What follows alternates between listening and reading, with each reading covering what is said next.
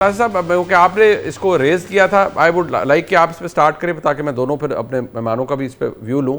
आपके नज़दीक वो अंग्रेजी में कहते हैं ना, do you smell a rat somewhere, या आपको लगता है कि प्योर इनकॉम्पिटेंस है, ओवरलुक किया है एक सिंपल लेजिस्लेशन को जो शायद ठीक हो सकती थी? नहीं सर, मतलब वही मैं कहूँगा, राणा साहब आपसे ज्यादा पहले का पार्लियामेंट कवर करते हैं, हुकूमतों को करीब से जानते हैं। आप दोनों मेरे भाई बैठे, मंसूर हूँ, आप हैं। वो कहते हैं there are no free lunches. आप पूरे मुल्क की 25 करोड़ लोगों की जदादें, पूरे के पूरे हजारों आपकी हाउसिंग सोसाइटीज, आपके जितने हजारों लाखों पार्क्स हैं, पब्लिक प्लेसेस हैं, ग्रीन बेल्ट्स हैं, कोई सरकारी जमीनें हैं, आपका मेरी कोई जगह है, सारी की सारी उठा के दे रहे हैं इनको टेलीकॉम सेक्टर को। तो आपका ख्याल है इनकम्पिटेंस है ये? मतलब है इसमें इसमें पैसा, इसमें लॉबिंग, इसमें इसमें मफादात, और इसमें कोई एक आदमी होते हैं, इसमें इसमें कई लोग शामिल हैं। मतलब है आप आईटी को देखें, जिन साहब को फेडरल सेक्रेटरी आईटी लगे बैठे हैं, ये एक टेलीकॉम कंपनी के मुलाजिम थे। उनको लाया सीधा 22वें ग्रेड में, आपने कंट्रैक्ट पे उनको वो लगा दिया है, उनको सेक्रेटरी लगा दिया है, वो आ गए हैं। उन्होंने बैठ के, आपको लगता है क्लियर लगता है कि टेलीकॉम कंपनी ने बैठ के अपने किसी वकील के जरिए ड्राफ्ट करवा के सेक्रेटरी इंफॉर्मेशन को आगे इंफॉर्मेशन टेक्नोलॉजी को दिया। उन्होंने जनाब इनकी आजम नजीर तारड़ साहब की जो वजारत है, वजारत कानून, जिसका काम अगर मुझसे पूछे ना, if I have to identify one ministry, बाकी जो स्टेट्स थे, लॉबिंग थी, पैसा था, जो भी थे, उसको एक मिनट भूल जाए।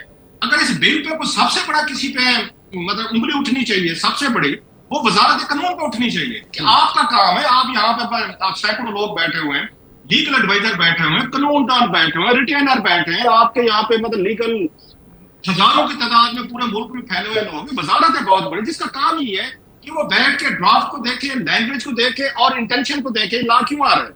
उन्होंने कहीं पे किसी जगह भी एतराज नहीं किया, बल्कि आपने सुना होगा आदम तारड़ साहब ने बात हुई उनसे, इनको इनको वजीर आजम साहब ने इंक्वायरी इस पे अपनी इंक्वायरी तो नहीं बिठाई, अपनी कमेटी बिठाई, और उसका पता क्या जवाब था? क्या कोई ऐसी खास बात नहीं थी, दो चार सीनियर साहब थे, उन्होंने शरारत की, उनको खबर नहीं थी। ये जवाब है, ये जवाब दिया है आपके आपके वफाकी वजीर कानून। जनाब उन्होंने शरारत की आपकी, मेरी, मंसूर की और राणा साहब की। हम चारों पांच बस खबर नहीं थी, हमने चला दी। जब ये आपका आपका वजीर ये कानून इतना अलग इनडिफरेंट हो, लापरवाह हो, मजाक में ले रहा हो, सीरियस ना ले रहा हो, तो उसके बाद तो फिर आपको नजर आना चाहिए कि ये पूरे का पूरा जो प्लान था, ये पूरे मुल्क की, ये कोई एक दो कोई शहरों की बात नहीं हो रही थी, ये पूरे मुल्क की बात हो रही थी। किसी की जदाद हो, चलो हमारी जदाद छोड़ दें, हाउसिंग सोसाइटीज हैं, पूरे मुल्क की पब्लिक प्लेसेस, कोई पार्क है, कोई ग्रीन बेल्ट है, कोई सरकारी जमीन है, कुछ भी है, वो लगा सकते हैं। और उन्होंने उसमें मजे की चीज ये है, नोटिस भेजना है, मतलब सीटीए को देखना है, सब पता सीटीए कैसे चलता है। एक लेटर भेज देगा कोई कंपनी वाला कि जनाब हमें यहाँ टावर लगाना है या हमने यहाँ पे कंस्ट्रक्शन करनी है। ठीक है, अगर 15 दिन बाद जवाब नहीं आया तो 15 दिन बाद फिर कहना है जनाब एक और लेटर भेजना है। और अगर 30 दिन के अंदर जवाब नहीं आया, जो कि सरकारी महकमे में कोई नहीं पड़ता, तो जमीन आपकी हुई। यार इस तरह निलाम घर में नहीं होता था। नहीं नहीं, वो मतलब ये बिल्कुल मोटरसाइकिल आपका हुआ, गाड़ी आपकी हुई, मोबाइल आपका हुआ। So it was a big planning थी, जिसमें पीपल्स पार्टी की कुछ दो चार बड़े अहम लोग शामिल हैं, और उनको एक्सपोज भी किया है हमने, सामने भी है। पार्लियामेंट से पास हो गया यार, यहाँ पर कमेटी से पास हो गया इंफॉर्मेशन की, फिर कैबिनेट से पास हो गया, कैबिनेट में 50 बंदा बैठो, किसी ने बिल को नहीं पढ़ा, कोई एक बंदा भी नहीं है। मतलब कर क्या रहे हैं? ठीक, मंसूर साहब क्विकली, आपके नज़दीक ये इनकॉम्पिटेंस है? If you go through the law and obviously मैंने उसको कैसे कहते हैं ना, बैक एंड फोर्थ बड़ा माइन्यूटली ऑब्जर्व किया है, that particular section 27A, and obviously उसकी जो उससे पहले एक्सप्लेनेशन हैं, मेरे नज़दीक बहसीत एक कानून के तालिब इल्म के, it's a poor piece of legislation, poorly drafted, जहाँ आप कुछ चीज़ नहीं। बट क्लासा साहब has a different story to tell, उनको लग रहा है कि there are no free lunches, इसके अंदर कुछ है। But knowing a lot of people personally, you feel कि दिस इज इनकॉम्पिटेंस, या आपको लगता है कि नहीं कुछ और है, there is something more to it?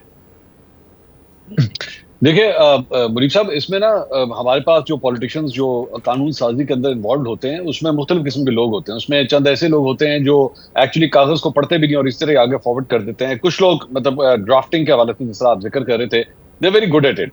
मेरे लिए ज्यादा हैरानकुन बात यह है कि शहज़ा ख्वाजा जो है वो एक्चुअली एक ऐसी खातून है जिनके बारे में कम से कम जो मैंने उनकी रेपो सुनी है मुस्लिम लीग नून के बेंचेस से, वो ये है कि शी समवन जो हमेशा पार्लियामेंट के अंदर लैपटॉप लेके बैठती हैं और वो चीजों को नोट कर रही होती हैं, बड़ा पेपर वर्क काफी करती हैं, मतलब एक्सटेंसिवली जिसे कहते हैं। मुझे याद है कि इस सिलसिले में बहुत कम मैंने खवातीन देखी हैं एक्चुअली इस सिस्टम के अंदर जो इतना डेडिकेटेडली जो है वो काम करती हों। सो अगर उनकी तरफ से ये चीज आ रही है तो this actually makes it very serious, क्योंकि ये आप इसको फिर एक मिस्टेक नहीं कह सकते कि जी पढ़ा नहीं था या गलती हो गई। इट लुक्स के there is more to it. मैं जारी बात है, मेरे पास ना कोई ऐसा प्रूफ है, ना मुझे कोई किसी पे करप्शन चार्जेस मैं लगाना चाहता हूं, लेकिन एक ऐसा शख्स जब ये काम करे ना तो फिर आपको लगता है कि नहीं इससे गलती नहीं हो सकती, या जिसे कहते हैं ना सॉरी साइड को मिस्टेक हो गई, ये वो वाला चक्कर नहीं लगता। सो आई थिंक इसके ऊपर एक बाकायदा तौर पे, अब प्रॉब्लम ये है कि मुझे नून लीग के हवाले से जो एक सबसे बड़ा इशू ये आता है कि जब भी इनके ऊपर कोई उंगली उठाई जाती है, जब भी इनके ऊपर कोई बात की जाती है कि जनाब ये फलां स्कैंडल आया है, दे एब्सोल्युटली इग्नोर इट, जैसे उसके लिए वो जवाबदेही नहीं है। अगर आपको याद हो मरियम नवाज साहिबा का वो जो जहाज था, आपको पता है आज तक उस जहाज के ऊपर कोई प्रेस कॉन्फ्रेंस नहीं हुई, कोई एक्सप्लेनेशन नहीं हुई, 2-4 जुमले अज़मा बुखारी साहबा ने बस कर दिया और उसके बाद मामला हश-वश। इसके ऊपर भी जो है वो कोई बाकायदा तौर पे पोजीशन नहीं ली गई। 1-2 शोज में मेरे ख्याल में शज़ा ख्वाजा जो है वो गई, जी हाँ, उसके बाद वो नहीं जा सकी। टुवर्ड्स द एंड मुझे राणा साहब आपके नज़दीक भी ये ऐसा ही हुआ है जो इसमें मामला है, या आपको लगता है कि इसमें इनकॉम्पिटेंस से ज़्यादा कुछ है?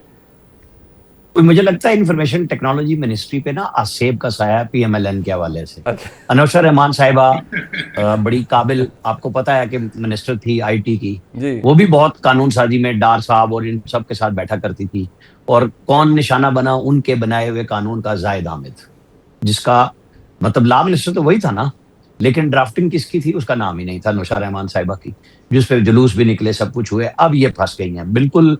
मंसूर भाई ने और रऊफ भाई दोनों ठीक बात कर रहे हैं, वो पढ़ी लिखी भी हैं, समझती भी हैं चीजों को। मेरे ख्याल में उनको एक पब्लिक अपॉलॉजी कर लेनी चाहिए, इसमें कोई मुजायका नहीं है कि ये गलतियां हमने की हैं। जैसे उन्होंने प्रोग्रामों में आगे कहा ना कि हाँ हमें ये जजमेंट की गलती हुई है या देखा नहीं, उस पर बिल्कुल पब्लिकली अपॉलॉजी करनी चाहिए, बिल्कुल नए सिरे से। देखें, आप आम आदमी की जायदाद के लिए बात कर रहे हैं, बिल्कुल आप इंफॉर्मेशन टेक्नोलॉजी के फरोग के लिए कंपनियों को बहुत रास्ता दें कि इन्वेस्टमेंट हो, लेकिन जब आप किसी की जायदाद की तरफ जा रहे हैं तो लोगों को राय तो कर हक तो दे देना पढ़ने का।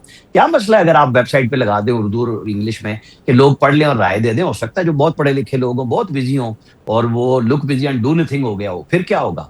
तो ये सोच लेना चाहिए। मेरे ख्याल में माजरत के अलावा कोई रास्ता नहीं है। वो कहें कि हमसे पूरा लेजिस्लेशन हो गई कौमी असम्बली में, उसमें रऊफ साहब ने तो शहरी रहमान साहिबा को भी रगड़ के रख दिया पीटी।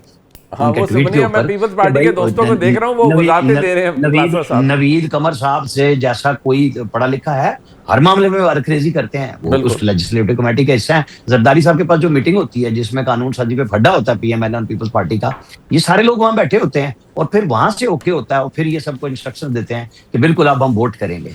तो भाई जब सबने गलतियां की हैं तो मान लो। हाँ, नहीं, इसमें कोई बहर में कोई बड़ी बात नहीं है। मैं शुक्रिया अदा करूंगा जनाब मंसूर अली खान साहब का, रऊफ क्लासा साहब का, मेरे राना साहब का। प्रोग्राम आपने देखा जी, इसका फीडबैक हमें जरूर दीजिएगा। देखने का बहुत शुक्रिया। खुदा हाफ़िज़।